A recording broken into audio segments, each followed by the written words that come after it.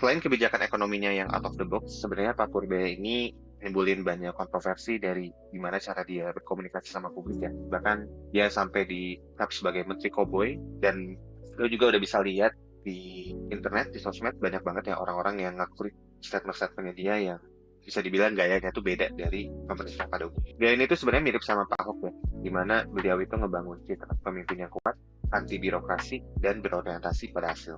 Which is ini beberapa masyarakat juga akhirnya pro ya sama gaya yang bawa juga. Pertanyaannya, kenapa gaya yang cowboy yang dibawa Pak Purbaya ini belak-belakan itu bisa direspon positif sama sebagian netizen? Meskipun juga ada yang kontra, tapi yang menarik ada yang merespon positif. Kondisi ini sebenarnya bisa dijelasin pakai teori expectancy violation theory.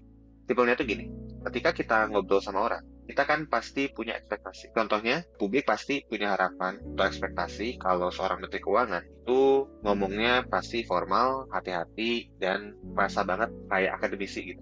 Kayak pendahulunya ya, Ibu Sri Mulyani. Tapi Pak Purbaya itu melanggar ekspektasi ini. Dan ketika ekspektasinya dilanggar, reaksi dari publik itu bisa positif dan juga bisa negatif. Orang-orang yang merespon positif itu ngelihat komunikasinya Pak Purbaya itu sebagai sesuatu yang menyegarkan, berani, dan juga mendobrak. Karena ya basically mereka emang gak suka sama gaya komunikasi pejabat pemerintahan kita belakangan ini, dan kebetulan gayanya Pak Purbaya itu tolak belakang sama apa yang biasa dilakukan sama pejabat pemerintahan kita sekarang. Sebaliknya, orang-orang yang mungkin respon negatif adalah mereka yang percaya sama norma kesopanan pejabat.